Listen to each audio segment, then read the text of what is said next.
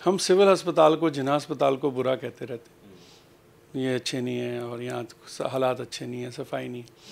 देखें, सिविल अस्पताल का बजट 7.5 बिलियन है, बेड 1850 हैं। ठीक है, 7 बिलियन दिए गए थे गम्बट को, 8 बिलियन के करीब इस साल दिए जाएंगे जो पूरे होंगे तो इंडस को, 15 बिलियन के करीब दिए गए SIUT को। ठीक है, तो अब आप सिविल अस्पताल को देखें, फिर आप ये कहें कि जी सिविल अस्पताल देखें, इंडस अस्पताल ने बड़ा अच्छा काम किया, बिल्कुल किया है, लेकिन आप बजट देखें और यहाँ बजट देखें। ठीक है, यस, यहाँ आप कह रहे हैं कि यहाँ चोरियाँ होती हैं, तो मुझे फिर आप ये बताएं कि आपकी कॉस्ट क्या है। हम सिविल अस्पताल की कॉस्ट निकाल के देखते हैं और फिर कंपेयर करते हैं। यही मैंने लेटर सबको लिखा था। मुझे अनफॉर्चुनेटली सिर्फ इंडस हॉस्पिटल से जवाब आया, सैलरी स्ट्रक्चर कोई शेयर नहीं करता। मुझे पता होना चाहिए ना, मेरा इदारा ऐसा है जी, आपको पता होना चाहिए मेरी क्या सैलरी, इसमें क्या मसला है, या मेरे यहाँ बाकी लोगों की क्या सैलरी, इसमें क्या मसला है जी। अगर आप ज़्यादा भी देते हैं तो अच्छी बातें दें, तो इसमें, लेकिन पता तो हो। सिविल अस्पताल के प्रोफेसर को आप सवालिया निशान बनाते हैं कि जी वो तो अच्छे नहीं हैं और प्राइवेट करते हैं। ये 2 लाख रुपए तनख्वाह है प्रोफेसर की। ठीक है, जो वो चाहे तो एक दिन में कमा सकता है। ठीक है, तो आप उससे एक्सपेक्ट कर रहे हैं कि वो सर्विस दे जो आगा खान की है। आगा खान का 550 बेड का अस्पताल है तकरीबन, और मुझे बताया गया तकरीबन 30 to 40 बिलियन रुपीज़ का बजट है साल का। 30 to 40 बिलियन रुपीज़। आगा खान की इमरजेंसी में पूरे साल में जहाँ लोग शिकायत करते हैं, वेट करते हैं और बाहर, वहाँ टोटल मरीज़ देखते हैं 60,000 मुझे बताया गया। सिविल और जिन्ना में तकरीबन दोनों में 10 से 12 लाख मरीज़ साल के देखे। 12 लाख। तो अब कोई कंपैरिजन है ही नहीं। इदारे का जहाँ तक मामला था वो ये था, जैसे मैंने सबको कहा उस वक्त, SIUT सिर्फ नहीं कहा, हमने ऑडिट सबसे कहे, तो कोई बड़ी बात नहीं। हमने सैलरी स्ट्रक्चर सबसे मांगा, उनसे भी मांगा। रोबोट में भी मैंने उनको क्रिटिसाइज नहीं किया था।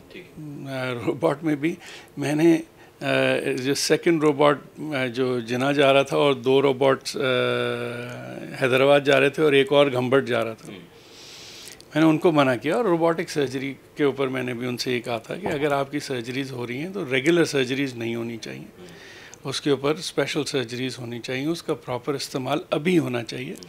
जब वो सस्ता हो जाए, अवेलेबिलिटी ज़्यादा हो जाए, तो जैसे लेप्रोस्कोपिक सर्जरी हो गई वैसे वो भी हो जाएगी। मैं उसके ख़िलाफ़ कहीं नहीं था, लेकिन मैंने कहा था आपको इस वक्त सोचने की ज़रूरत है कि आपके पास वसाइल बहुत कम हैं।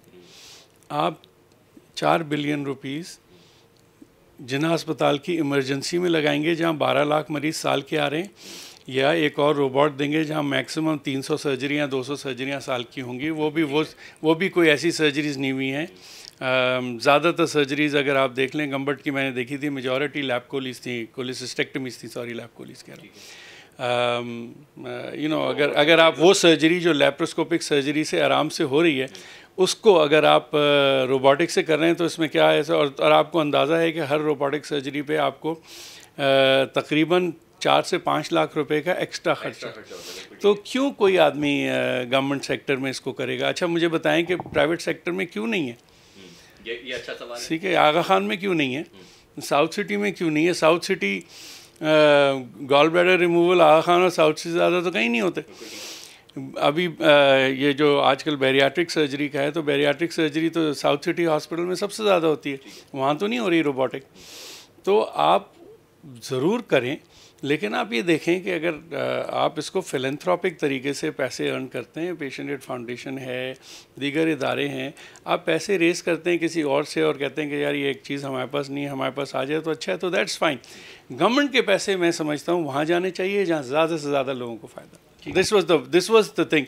बाकी मेरा अल्हम्दुलिल्लाह कोई नहीं है। सर के पास मैं पहले भी गया था, सर मेरे यूनिट में भी आके देख के गए, तो एब्सोल्युटली ये तो किसी बहुत ही घटिया हरकत है। देखें 2 किस्म के ऑडिट होते हैं ना, एक तो एक स्टैंडर्ड ऑडिट है जो कि बता देता है कि हमारे इतने पैसे आए, इतने हमने यहाँ खर्च किए, इतने यहाँ खर्च किए। एक थोड़ा डिटेल्ड मेरा ये सवाल था कि जी इतने पैसे अगर गवर्नमेंट दे रही है तो हमें डिटेल पता होनी चाहिए, हमें पता होना चाहिए हमारे कितने लोगों को फ़ायदा पहुँचा, बॉटम लाइन ही। दूसरा मैंने जो सवाल जो किया था जिसमें सिर्फ इंडस ने जवाब दिया, वो ये था कि सैलरी स्ट्रक्चर, जितनी सैलरीज हैं सबकी वो आ जाएं। और पर डे एडमिशन की कॉस्ट और प्रोसीजर्स, और उसमें मेरी कोई वो नहीं थी। मैंने सिर्फ ये चाह रहा था कि मैं उसको प्राइवेट हॉस्पिटल के चार्जेस को और हमारे हॉस्पिटल के चार्जेस, उन तीनों का मवाजना करके फिर हम ये एक सिस्टम बनाएं जिसमें हम ये कहें कि यार ये कॉस्ट जो हमारे अस्पताल की सिविल अस्पताल में इतनी बढ़नी चाहिए अगर आपको बेहतर करनी है। ठीक है। उसकी जो पीछे उसके सोच थी वो ये थी। अब वो तो आपको पता है लोग किसी तरह से लेते हैं। उसमें सिर्फ इंडस ने मुझे जो सैलरी स्ट्रक्चर और पर डे कॉस्ट और प्रोसीजर्स दी, बाकी किसी ने नहीं दिया। और बाकियों की तरफ से रिस्पॉन्ड भी कोई नहीं आया? जब तक मैं था तो नहीं आया। जेडीसी वाला जो मामला है वो बेसिकली है क्या, उसकी थोड़ी सी उसके ऊपर डिटेल में बता सकते हैं? उसमें पहली चीज़ मैं क्लियर करूँ, it's not about the organization. Alright. ठीक है। द इशू वॉज कि मुझे झूठ लिखा गया कि आई वॉज अवे। उसकी क्या ज़रूरत थी? उसकी कोई रीजनिंग ऐसी होगी कि कोई ऐसी चीज़ ऐसी क्या है, ऐसी कुछ होगा ना कि आप मुझसे बाईपास कराना चाह रहे हैं। अच्छा, वो बाईपास तो नहीं हो सकती थी ना। जब मैंने उसमें देखा तो उसके अंदर दो ऑप्शंस थे जी। 2.3 बिलियन हम इनको सालाना देंगे लैब के उसमें, ठीक है, या हम एक कमेटी बनाएंगे जो कमेटी इस चीज़ को असेस करेगी। ये दो ऑप्शंस दिए गए थे। अब जब आप समरी इतनी फोर्सफुली लेके आ रहे हैं, मुझे अवे भी लिख रहे हैं, तो उसमें ऑप्शन जो कमेटी वाला तो बनने वाला नहीं है। ठीक है ना, वो तो यही होता है एक दफ़ा समरी पर।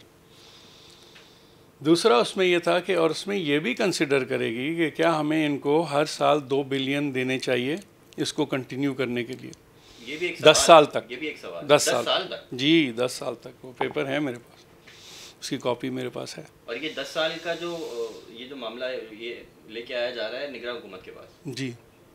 उसमें ऑप्शन दिया जा रहा है कि यार अगर आप कंसिडर, अगर कैबिनेट समझे सही तो ये भी कर सकती है। लेकिन एक रास्ता तो निकाल कर दे रहे ना, और वो क्यों निकाल कर दे रहे हैं वो कोई मेरा उसमें मेरा पहला ऑब्जेक्शन उसमें तो ये था कि why was I bypass, that's illegal.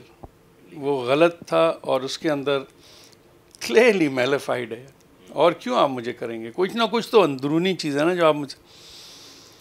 दूसरी चीज़ जो आपने कही, जब मैंने उसको एवेल्युएट किया तो मैंने कहा भाई ज़रा बजट निकालो सिविल और जिना अस्पताल का। हम सिविल और जिना अस्पताल में 70 लाख टेस्ट करते हैं मिला के, दोनों लैब 70 लाख, ठीक है, सालाना, और सारे फ्री होते हैं। तो ये क्लेम कि जी एक ही लैब है जो फ्री कर रही है, आई थिंक ये थोड़ा सा सोचने वाली बात है। बिकॉज SIUT फ्री है, इंडस फ्री है, दोनों गवर्नमेंट सपोर्टेड हैं। सिविल जिना, इसमें मैंने अभी बाकी अस्पताल काउंट नहीं किए। सिविल जिना 2 ही अस्पताल काउंट किए मैंने गवर्नमेंट के। अभी NICVT में जो आप जाते हैं, इसके बाद आप लियारी जाते हैं, फिर आप कोरंगी जाते हैं, फिर आप न्यू कराची, कतर, ये नहीं काउंट किए। इन सब जगहों पे आप पैसे नहीं देते। तो जब मैंने सिविल जिना का देखा तो उनका बजट इतने सारे टेस्टों के लिए 1 बिलियन से भी कम है। तो मैं कहता एक नए इदारे में मतलब हम ऐसा क्या करने जा रहे हैं जिसको इतने ज़्यादा पैसे हैं। उसकी कोई डिटेल नहीं थी। ये सारी चीज़ें विदिन 3 वीक्स 4 वीक्स सब हो गया, स्टार्ट से लेके एंड तक। और फुर्तियाँ ऐसी कि जी ये मुझे एक पेमेंट करवानी थी सिविल अस्पताल की, लैब का ही था, तकरीबन 5 करोड़ रुपए का था। वो पेमेंट मेरे होते तक तो नहीं हो सकी।